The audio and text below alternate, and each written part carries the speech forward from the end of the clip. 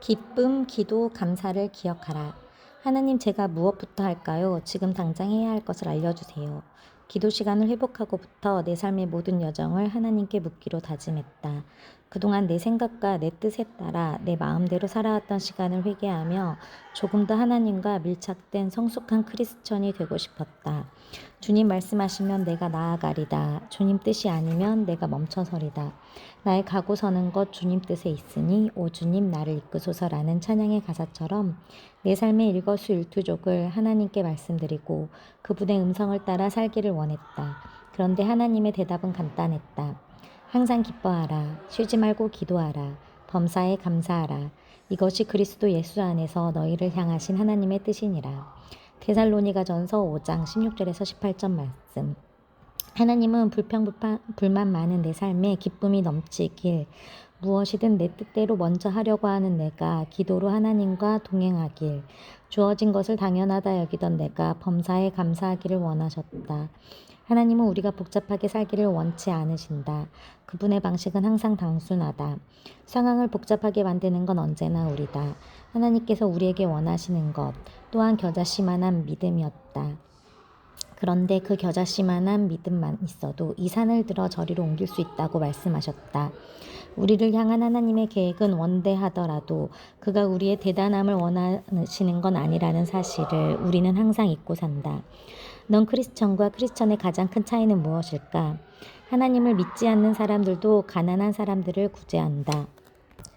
그들도 착하게 살려고 노력하고 악인을 보며 붕괴한다. 넌 크리스천들도 자신의 것을 기꺼이 다른 사람들과 나눈다. 그들에게도 측은지심이 있고 다른 사람과의 분쟁을 싫어하며 기도의 대상은 다를지언정 누군가를 위해 기도한다. 하지만 그들이 우리와 다른 게 있다면 그들 삶의 중심이 언제나 그들 자신이라는 점이다. 신의 존재를 부정하면서 나 중심으로 사는 사람들도 이 세상 것들을 누리며 잘 살아간다. 하나님을 믿지 않는데도 잘 사는 사람들을 보며 억울한 마음이 들던 시기가 있었다. 사실 원래 그렇다. 배가 잔잔할 때는 내 힘으로 뭐든 할 수 있다고 생각하는 법이다. 문제는 인생의 파도가 칠 때 드러난다.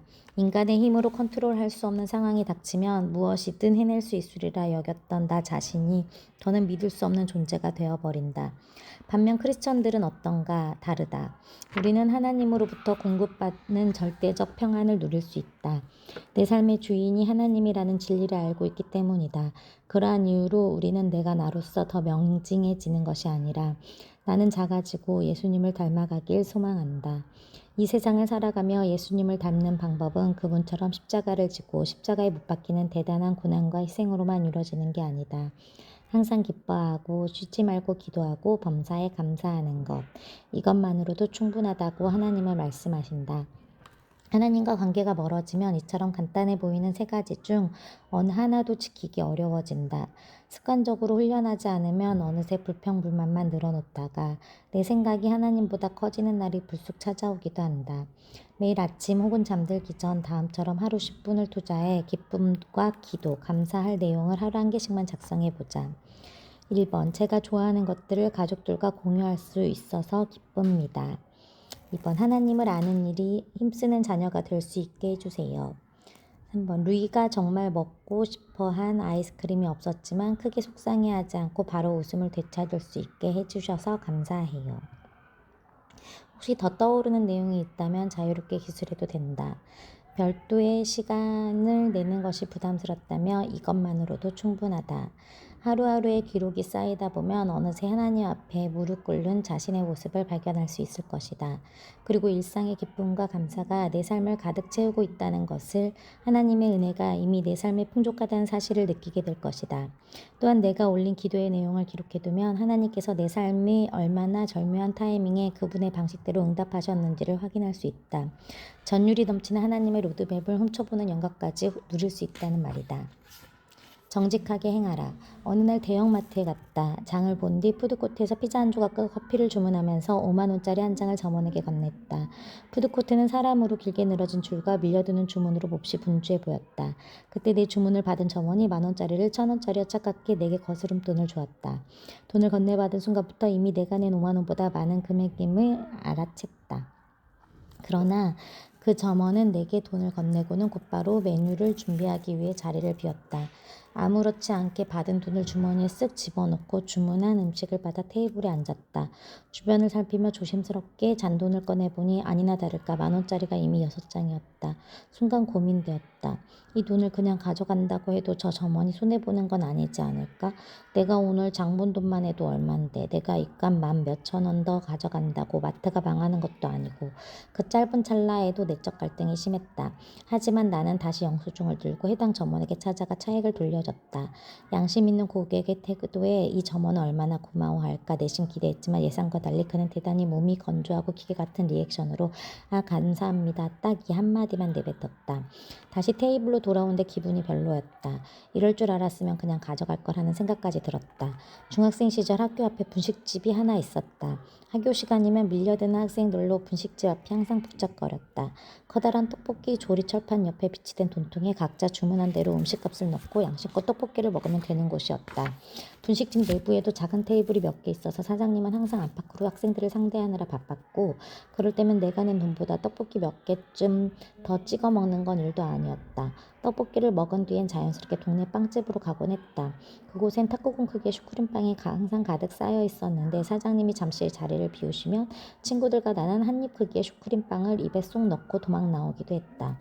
내가 이르노니 너희는 성령을 따라 행하라 해라. 그리하면 육체의 욕심을 이루지 아니하리라. 육체의 소욕은 성령을 갰으리고 성령은 육체를 거스르나니 이 둘이 서로 대적하므로 너희가 원하는 것을 하지 못하게 하려 함이니라. 갈라디아서 5장 16절에서 17절 말씀. 성령을 따라 살지 않으면 우리는 부정직해질 수밖에 없다. 육체의 욕심은 인간의 본능이다. 특히나 나를 지켜보는 사람이 없다면 그깟 떡볶이 몇 개와 슈크림빵 몇 개를 꿀꺽하는 건 별거 아니라고 생각할 수 있다. 개인 유튜브 채널이 인기를 얻으면서 지나다닐 때 나를 알아보는 사람이 생겨났다.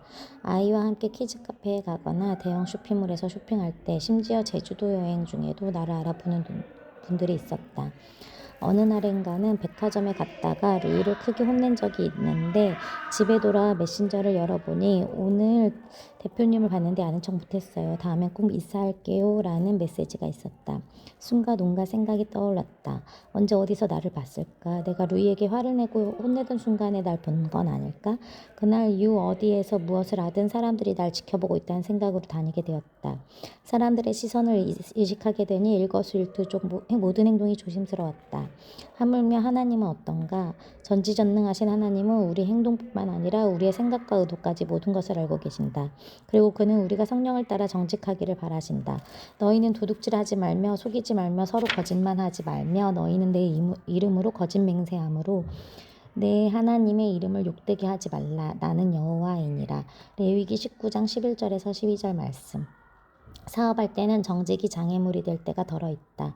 오히려 정직해서 손해를 보기도 했다. 부정직한 방법으로 돈을 버는 이들을 보면서 나만 바보가 된 것 같은 기분이 들 때도 많았다. 정부 지원 사업이라는 명목하에 진행되는 눈먼 돈을 받고자 서류를 조작하고 서로 입을 맞추는가 하면 심지어 내게 연락해서 얼마를 줄 테니 이름만 올려달라고 부탁하는 경우도 있었다. 그깟 양심 한번 팔면 내 삶에 펼쳐질 유리한 기회들이 얼마나 많았던가.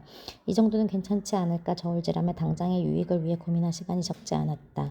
오직 너희를 부르신 거룩한 이처럼 너희도 모든 행실에 거룩한 자가 되라. 기록되었을 때 내가 거룩하니 너희도 거룩할지어다 하셨느니라. 베드로전서 1장 15절에서 16절 말씀.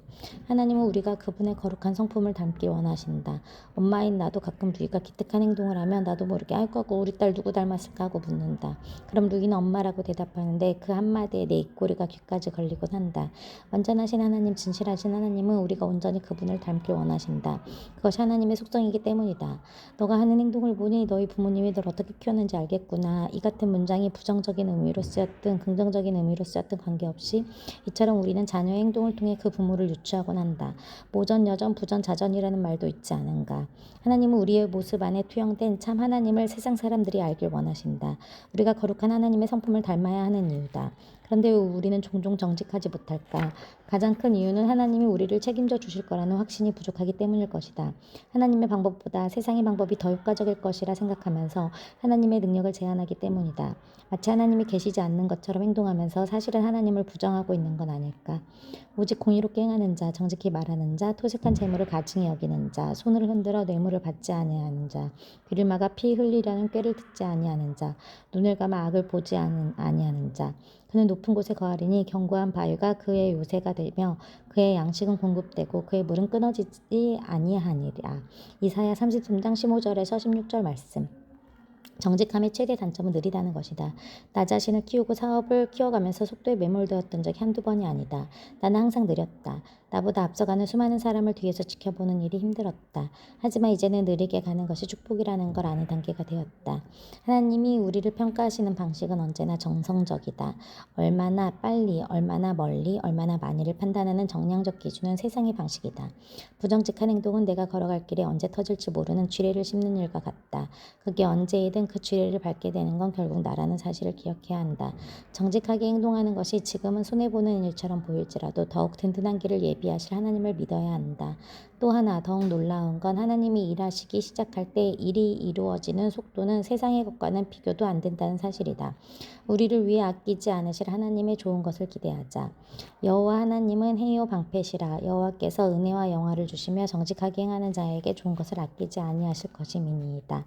시편 84편 11절 말씀. 챕터 5 하나님 나라의 재정 원칙. 빚부터 청산하라. 우리 집이 망하고 부모님이 신용불량자가 된 이유는 분명했다. 또 다른 빚을 내서 당장의 빚을 해결하려 했기 때문이었다. 밤마다 걸려오는 카드회사의 빚독촉 전화와 낯선 아저씨들의 협박은 고등학생이던 내게 불안 그 자체였다. 그때 결심했다. 나는 절대 빚을 내어 살지 않겠노라고. 다행히 이런 경제관념은 남편과도 잘 맞았다. 남편은 불필요한 소비를 절제하고 쓰는 것보다 모으는 것에 더 큰 즐거움을 느끼는 사람이다. 그리고 나는 경제활동을 시작한 후로 불과 2년 전까지 체크카드 외 신용카드를 일절 사용하지 않았다. 다만 2년 전부터 각 카드사에서 제공하는 혜택과 포인트 활용을 위해 신용카드를 만들었는데 카드를 사용했을 때는 즉시 결제 서비스를 통해 결제일까지 기다리지 않고 바로 결제하고 있다. 이제껏 나는 할부로 무언가를 사본 적이 없다. 할부로 돈을 나눠내면서까지 사야 하는 물건이라면 내 것이 아니라고 여겼다. 가지고 싶은 고가의 제품이 있다면 그 돈을 모아서 한 번에 결제하고 구입했다.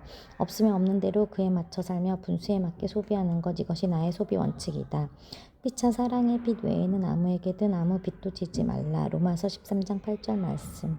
부자는 가난한 자를 주관하고 빚진 자는 채주의 종이 되느니라. 잠언 22장 7절 말씀. 하나님께서는 우리에게 빚으로부터 자유로워지라고 말씀하신다. 청지기 훈련의 첫 번째 단계도 먼저 비상금을 저축하고 지금 있는 빚을 상환하는 것이다. 빚은 물질의 은사를 받아야 할 내 그릇이 이미 채워져 있는 것과 같다. 그러니 가능한 한 빨리 그 그릇을 비워야 한다. 본격적으로 엄마의 식당을 돕기 시작했을 때 내가 가장 먼저 처리한 일도 식당의 자금 사용 방식을 바꾼 것이었다. 엄마의 이모는 그때까지 식재료 사입 비용을 신용카드로 결제하고 있었다. 엄연히 빚이었다. 나는 식당의 불필요한 소비를 차단한 뒤 하루 매출의 일부를 떼어 사업비를 충당하고 이미 쌓여있던 카드 사용 내역과 할부금을 모두 상환하기 위해 매출의 일정 부분을 저축하기 시작했다. 이처럼 신용카드 사용을 중단하고 현금으로 식재료를 사입하게 되기까지 딱 6개월에 걸렸다. 하나님의 기업은 그분의 방식대로 세워질 때 하나님께서 일하신다. 우리 직원들은 누구보다 내 눈치를 많이 본다. 어떻게 하면 대표가 원하는 방식으로 회사에 기여할 수 있을까를 고민한다. 하나님 기여의 대표인 나는 하나님의 눈치를 본다. 어떻게 해야 하나님이 원하시는 방식으로 기여할 수 있을까 고민하면 답이 간단해진다. 빚으로부터 자유로워지는 순간 삶이 가벼워진다. 빚을 청산하는 것이 하나님의 청지기가 되는 첫걸음이다. 선교사역에 동참하라. 하나님의 선한 청지기로 물질의 은사를 받은 사람들에게는 어떤 공통점이 있을까? 우리가 그들이 행한 대로 따른다면 하나님은 공평하시니 동일한 은사를 주시지 않을까? 그래서 나는 이를 연구하기 시작했고 그들에게 분명한 한 가지 공통점을 발견할 수 있었다. 그들 모두 선교사역에 물질을 아끼지 않았다는 것이었다. 형편이 좋지 않을 때도 드릴 수 있는 돈이 단돈 10,000원밖에 없을 때도 그들은 선교사들에 향한 후원을 지속했다. 예수께서 나와 말씀하시되 하늘과 땅의 모든 권세를 내게 주셨으니 그러므로 너희는 가서 모든 민족을 제자로 삼아 아버지와 아들과 성령의 이름으로 세례를 베풀고 내가 너희에게 분부한 모든 것을 가르쳐 지키게 하라. 볼지어다 내가 세상이 끝날 때까지 너희와 항상 함께 있으리라 하시니라. 마태복음 28장 18절에서 19절 말씀. 부활하신 후 예수님이 내리신 지상명령 중 첫 번째는 모든 민족을 제자로 삼으라는 것이었다. 유대인의 하나님이 모든 민족이 하나님이 되시길 선포하신 것이다. 나는 부유한 목회자들을 많이 보았다. 반면 왜냐하면 부유한 선교사님은 아직 본 적이 없다. 물론 목회자들이 반드시 청빈한 삶을 살아야 한다고 생각하진 않는다. 다만 목회자들의 주 사역이 양육이라면 선교사들의 주 사역은 전도다. 크리스천을 대상으로 하는 사역과 넌 크리스천을 대상으로 하는 사역에는 차이가 있을 수밖에 없다. 구구절절 설명하지 않아도 선교사님들의 수고로움과 사역의 난이도를 짐작할 수 있을 것이다. 절대 쉽게 선택할 수 없는 사역인 것만은 분명하다. 하나님이 보시기엔 어떨까? 부모가 된 후 나와 자녀의 관계를 하나님과 나의 관계에 대입해 보니 이해가 훨씬 쉬워졌다. 자녀는 모두 소중하지만 품 안의 자녀와 국경 최전방에서 나라를 지키고 있는 자녀, 이 둘에 대한 안타까움과 애틋함은 분명 다를 것이다. 그런데 그런 위험하고 열악한 환경 속에 있는 자녀에게 누군가가 나를 대신해 주말마다 찾아가 짜장면이나 치킨을 사주고 용돈도 쥐어준다면 어떻겠는가? 그에 대한 고마움은 말로 다 할 수 없을 것이다. 나를 대신해 부모 역할을 해주고 있는 그에게 필요한 것이 있다면 무엇이든지 해주고 싶지 않을까? 이처럼 진정한 청지기는 하나님의 지상명령을 돕는 자이다. 내 마음을 다하고 목숨을 다하고 뜻을 다하여 힘을 다하여 주 너의 하나님을 사랑하라 하신 것이요. 마가복음 12장 30절 말씀. 하나님은 우리의 마음과 뜻이 어디에 있는지를 중요하게 생각하신다. 그렇게 내가 지금 드릴 수 있는 것이 얼마나 되지 않아서 할 수 없다는 말은 핑계에 불과하다. 하나님은 과부의 두렙돈을 더 귀하게 받으신 분이 아니시던가. 1만 원을 드리는데도 인색한 자에게 하나님은 그 이상의 물질을 허락하지 않으신다. 만약 후원할 선교사님들을 어떻게 찾아야 할지 모르겠다면 지미션, 기아대책 같은 선교 후원 단체를 통해 정기 후원에 동참할 수 있다. 1,000원부터 후원이 가능하다. 그러니 금액에 대한 부담은 내려놓고 하나님 나라 확장을 위해 내 마음을 먼저 심어보자. 11조로 하나님의 약속을 기대하라. 플리키는 하나님의 기업으로 세워달라고 기도하면서 나는 어떻게 하면 이 기업을 하나님께 드릴 수 있을지 고민했다. 방법은 간단했다. 바로 기업의 수익에 대한 온전한 11조를 하는 것이었다. 진정한 11조는 내가 얻은 것의 10분의 1을 하나님께 드리며 나머지 10분의 9도 하나님께서 주신 것임을 인정하는 것이다. 사실 헌금에 관한 말씀 언제나 불편하다. 특히 지독기도 가난하던 시절 11조의 중요성을 알고 있으면서도 이를 선뜻 기쁜 마음으로 내지 못하였던 나였기에 그럼에도 불구하고 11조를 하세요라고 하셨던 목사님의 설교가 내 마음에 짐이 되었다. 그런데 20대 때 들은 담임 목사님의 설교는 나에게 큰 위로를 준 것은 물론 도전이 되었다. 목사님은 다음처럼 말씀하셨다. 하나님은 우리가 11조를 하지 못한다고 책망하지 않으십니다. 11조를 못해도 괜찮습니다. 11조를 안 한다고 여러분에게 복을 주시지 않는 하나님도 아닙니다. 하지만 언제든 11조를 할 수 있게 된다면 하나님이 내려주실 플러스의 축복을 꼭 누려보길 바랍니다. 목사님의 설교를 들으면서 나는 언젠가 섬기는 교회에 가장 많은 11조를 내는 사람이 되게 해달라고 기도했다. 지금도 여전히 이를 꿈꾸고 있다. 나의 이런 기도가 누군가에게는 불편하게 들릴지도 모른다. 하지만 적어도 하나님 앞에서만큼은 성숙한 척하지 않기로 했다. 주변에 생활고로 힘들어하는 친구가 있었다. 매월 단돈 10만 원이라도 들어오면 좋겠다고 했다는 그의 이야기를 지인에게서 전해 듣고 나는 모른 척하며 그 친구에게 연락해 혹시 필요한 게 있는지 요즘 생활은 어떤지 슬쩍 물었다. 대놓고 내가 도와주겠다고 하면 그의 자존심이 상할 수 있을 것 같아서였다. 그런데 친구는 끝내 괜찮은 척하며 내게 아무 말도 하지 않았다. 그때 느꼈다. 아, 하나님께서는 우리의 모든 걸 알고 계시지만 내가 그것을 하나님께 직접 구하지 않으면 도와주실 수 없겠구나. 그동안 나는 어떻게 해왔는지 돌아보았다. 하나님, 제 상황, 제 마음 다 아시죠? 혹은 내 뜻이 아닌 하나님의 뜻대로 이루어주세요 라고 말하면서 본심은 뒤로 숨기고 성숙한 척 기대어온 나였다. 그래서 이제는 이렇게 기도하지 않는다. 그냥 내 필요를 낱낱이 구한다. 나의 마음이 어떤 상태인지도 하나님께 모두 고백한다. 하나님, 겸손한 자가 되게 해주세요가 아니라 하나님, 제게 교만한 마음이 생기려고 해요. 저를 이러한 기질로 만드신 것도 하나님이시니 마음을 잘 다스릴 수 있게 해주세요 라고 솔직하게 기도한다. 그러니 우리 교회에서 11조를 제일 많이 내는 사람이 되게 해주세요와 말로 하나님 앞에 털어놓는 나의 가장 솔직한 마음인 것이다. 어차피 그 뜻을 이뤄가실 이도 그 마음을 바꾸실 이도 하나님이시다. 그러니 조금 더 솔직해져도 괜찮다. 나의 소유를 온전히 하나님께 맡길 때 하나님이 내 삶과 내 기업의 주인이 되어주신다는 사실을 기대하자. 내 모든 것의 소유권이 하나님께 있다는 걸 인정하면 11조는 부담이 아닌 기대가 된다. 10개 중 9개도 애초에 내 것이 아니었다. 내가 하나님께 10분의 1을 드린 게 아니라 하나님께서 나에게 10분의 9를 주신 것이다. 어찌 감사하지 않겠는가. 만군의 여호와가 이르노라. 너희의 온전한 11조를 창고에 들여 나의 집에 양식이 있게 하고 그것으로 나를 시험하여 내가 하늘 문을 열고 너희에게 복을 쌓을 곳이 없도록 붙지 아니하나 보라. 말라기 3장 17절 말씀. 돈 세다 잠도서도 들숨의 건강 날숨의 평안이라는 말을 들어보았는가. 요즘 젊은 친구들이 누군가를 축복할 때 하는 말이라고 한다. 듣기만 해도 기분이 좋아진다. 그런데 하나님께서 말씀하셨다. 11조를 하면 하늘의 분까지 열어 복을 쌓을 곳이 없도록 부어주시겠다고 말이다. 11조는 우리가 하나님을 시험할 수 있는 유일한 방법이다. 상상해보라. 천지를 창조하신 하나님께서 내게 부어주실 헤아릴 수 없는 복들을. 내가 믿는 하나님이 약속의 하나님이라는 사실이 이보다 더 반가울 수 없는 성경 구절이다. 만군의 여호와가 이르노라. 내가 너희를 위하여 메뚜기를 금하여 너희 토지 소산을 없애지 못하게 하며 너희 밭에 포도나무 열매가 기한 전에 떨어지지 않게 하리니. 말라기 3장 11절 말씀. 메뚜기가 내 소산을 먹어 없앤다고? 돈을 벌기 전까지는 이 말씀이 정확히 무슨 의미인지 몰랐다. 요즘 시대엔 도둑이 무언가를 훔쳐가는 것도 쉽지 않다. 그렇다면 보이스피싱 같은 사건에 휘말린다는 말인가? 누군가로부터 사기를 당해 내가 가진 것을 잃게 된다는 뜻인가? 나는 고작 이 정도의 수준으로만 생각했다. 그런데 시간이 지날수록 돈은 버는 것보다 지키는 것이 훨씬 어렵다는 걸 알게 된다. 내가 아무리 아끼고 아껴도 정신 똑바로 차리고 밤낮으로 지켜도 내가 통제할 수 없는 사건들이 생기게 마련이다.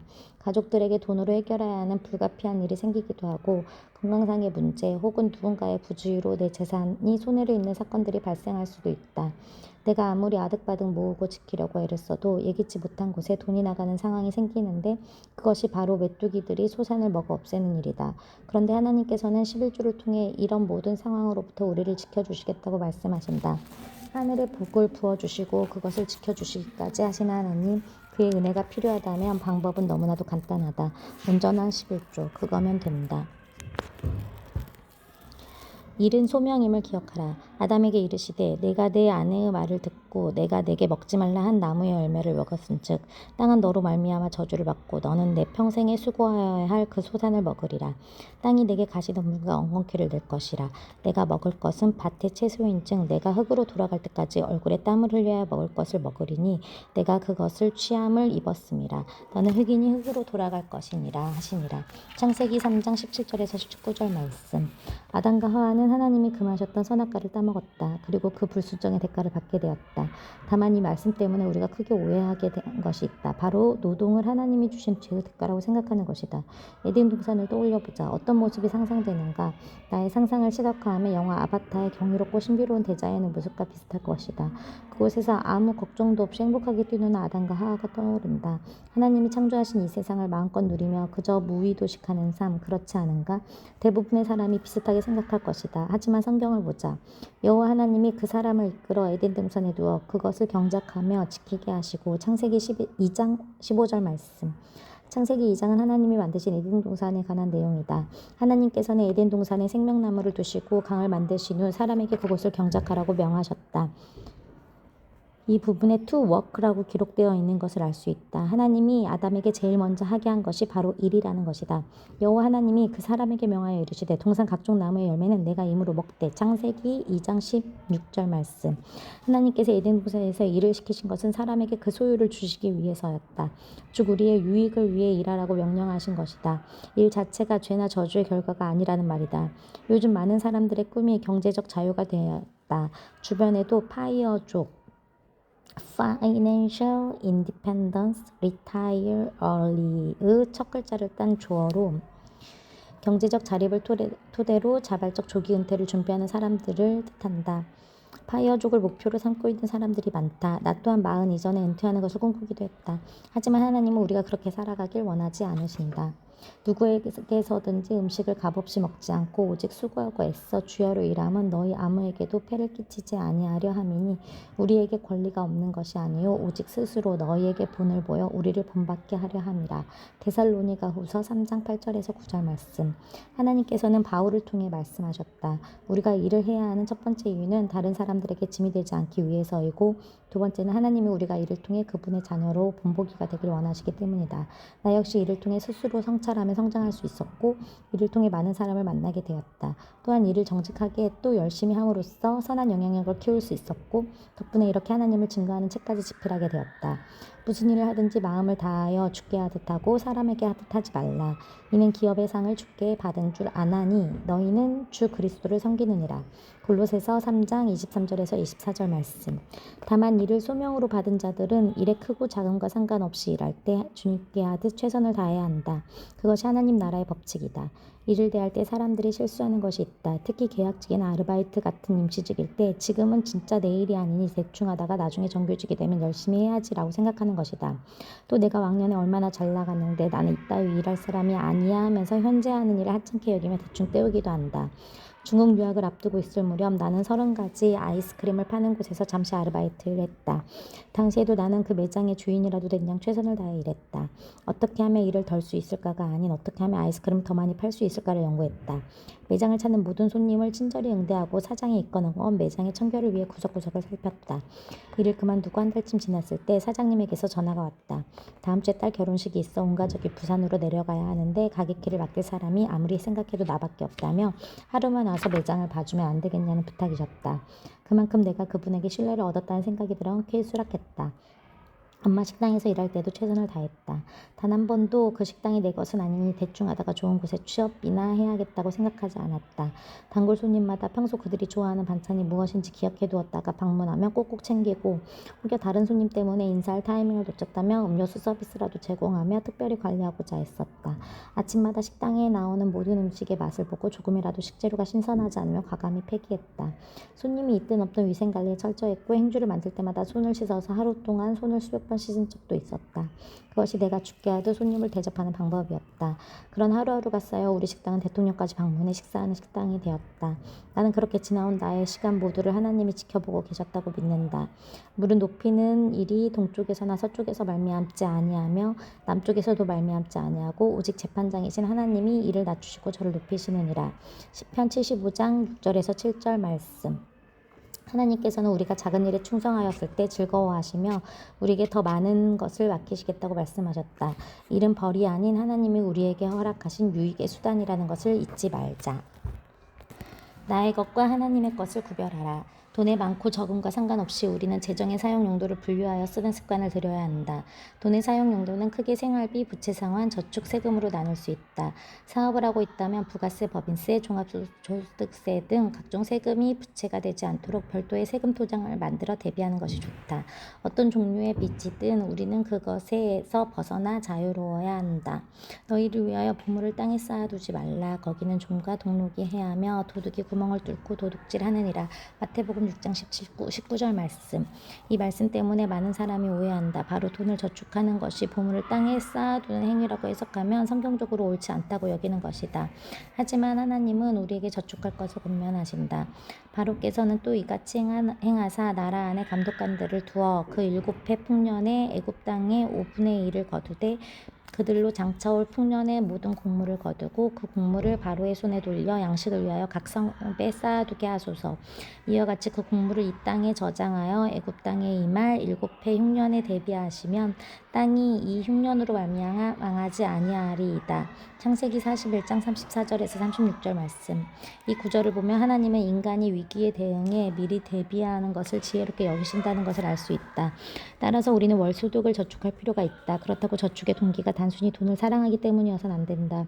저축의 목적이 탐욕이 아닌 지혜로운 삶의 실현일 때 하나님은 이를 기쁘게 여기신다. 생활비는 소득의 증거와 상관없이 가장 보수적인 수준으로 고정해 놓는 것이 좋다. 직장인의 경우 연차가 쌓일수록 연봉도 비례해 올라간다. 직장에 따라 분기별 혹은 연말에 상여금을 주는 곳도 있다. 늘어나는 소득과 비례해 가장 큰 영향을 받는 것이 바로 생활비다. 자본주의 사회에서 인간은 소득의 수준만큼 리스크를 감내하기 때문이다. 돈과 시간이, 돈과 체력이, 돈과 정신이, 돈과 지식이 교환된다는 말이다. 이에 따른 보상심리가 더해지면서 우리의 소비에 대한 욕구 역시 커지게 마련이다. 내 경우 소득이 1년 만에 10배가 늘었다. 물론 소득에 대한 대가로 나는 24시간 쉬지 않는 뇌와 시간을 내어주었다. 돈을 쓸 시간조차 없게 되니 돈을 가장 빠르게 사용할 수 있는 쇼핑에 마음을 빼앗길 때가 많았다. 내가 얼마나 열심히 일하는데 이 정도쯤이야 하는 아니란 생각에 소비 수준이 급격히 올라갔고 한 번 올라간 생활비를 끌어내리기란 봄처럼 쉽지 않았다. 이러한 이유로 생활비는 소득의 증가율이 아닌 물가 상승률 정도만 반영해 고정해 놓는 결단이 필요하다. 청지기는 하나님이 나의 수준보다 더 많은 물질을 허락하셨을 때 과소비와 사치가 아닌 하나님 나라를 위해 사용해야 한다. 다만 우리는 헌금과 나눔을 분별해야 한다. 하늘 창고에 저축할 수 있는 방법은 2가지다. 하나님께 드리는 것과 가난한 자에게 나누는 것이다. 11조를 제외하고도 다양한 항목의 헌금이 많다. 감사헌금, 주일헌금, 건축헌금, 절기헌금 등. 그럼 하나님께 하나님께는 얼마를 드려야 적당할까? 11조를 제외하고 성경은 이에 관한 정량적인 기준을 제시하지는 않는다. 하지만 하나님께서는 각 사람에게 맞는 명확한 기준을 말씀하셨다. 각각 그 마음에 정한 대로 할 것이요 인색함으로나 억지로 하지 말지니 하나님은 즐겨 내는 자를 사랑하시느니라. 고린도후서 9장 7절 말씀. 양보다 중요한 것은 우리의 마음이다. 성경에 나오는 바리새인들은 정확한 금액을 헌금하는 것을 중요하게 생각했으나 하나님께서는 그들을 책망하셨다. 기쁨 없이 드리는 헌금은 하나님께서도 기쁘게 받지 않으신다. 헌금 시간에 그저 다른 성도들의 눈치가 보여서 내 앞으로 다가오는 헌금 바구니가 부담스러워서 억지로 헌금을 낸 경험이 한 번쯤 있을 것이다. 그런데 하나님은 이를 원하지 않으신다. 나의 공급자이신 하나님께 감사하면서 인색함 없이 기쁨으로 드릴 수 있는 분량을 정해보자. 우리의 마음을 보시고 다시 넘치게 부어주실 주님의 능력을 믿는다면 더는 헌금이 의무감이나 부담감으로 참여해야 할 의식이 아니게 될 것이다. 매 3년 끝에 그 해 소산의 10분의 1을 다 내어 내 성읍에 저축하여 너희 중에 분깃이나 기업이 없는 레위인과 내 성중에 거류하는 객과 및 고아와 가부들이 와서 먹고 배부르게 하라. 그리하면 내 하나님 여호와께서 내 손으로 하는 범사에 내가 복을 주시리라. 신명기 14장 28절에서 29절 말씀. 3년 끝 그 해 소산의 10분의 1을 계산해 보면 월 3.34%이다. 쉽게 말하면 매달 하루치의 소득을 어려운 이웃들과 나누라는 말이다. 그리하면 하나님께서 내가 하는 모든 일에 복을 주시겠다고 말씀하셨다. 그는 가난한 자와 궁핍한 자를 변호하고 형통하였나니 이것이 나를 알미 아니냐 여호와의 말씀이니라. 예레미야 22장 16절 말씀. 하나님을 아는 자는 마땅히 가진 것을 가난한 자들과 나눌 수 있어야 한다. 이 땅에 오신 예수님은 시종일관 어려운 자들을 위해 나누는 삶을 보여주셨다. 우리가 나눔에 힘써야 하는 이유는 그것이 예수님을 닮아가는 하나의 방법이기 때문이다. 또한 예수님은 언제나 가난한 이들과 자신을 동일시하셨다. 이에 임금이 대답하여 이르시되 내가 진실로 너희에게 이르노니 이 지극히 작은 자 하나에게 하지 아니한 것이 곧 내게 하지 아니한 것이니라 하시리니 그들은 영벌에 의인들은 영생에 들어가리라 하시니라. 마태복음 25장 45절에서 46절 말씀. 이 성경 구절에 따르면 주변에 어려운 사람들을 돌보지 않는 것은 줄이고 목말라 하는 예수님을 버려두는 것과 다름없다. 하나님은 절대 돈이 필요한 분이 아니다. 내 돈 따위 없어도 하나님은 그분의 뜻을 언제든 완벽하게 이루어 가신다. 하지만 우리가 내 것과 하나님의 것을 힘써서 분별해야 하는 것은 하나님이 고작 물질 때문에 우리가 그분과 멀어지는 것을 원하지 않으시기 때문이다. 우리가 물질과 나 자신의 주인이 되신 하나님을 인정하며 맡은 직분을 잘 감당하고 하나님께서 충성할 청지기로서 이 땅을 살아가는 것, 그것이 청지기로서 우리를 부르신 하나님의 뜻이다. 한 사람이 두 주인을 섬기지 못할 것이니 혹 이를 미워하고 저를 사랑하거나 혹 이를 중히 여기고 저를 경히 여김이라. 너희가 하나님과 재물을 겸하여 섬기지 못하느니라. 마태복음 6장 24절 말씀. 물질은 우리에게 맡겨진 것일 뿐 절대 내 것이 아니다. 그러니 나에게 허락된 것과 하나님의 것을 철저히 분별하자. 주인의 것을 탐내는 종은 결국 그 집에서 쫓겨날 수밖에 없다. 하나님은 우리에게 얼마의 돈이 있는지보다 우리가 돈을 어떻게 사용하는지에 관심이 있으시다. 하나님은 돈을 값지게 사용하는 자에게 돈을 값없이 주실 준비가 되어 있는 분임을 잊어서는 안 된다.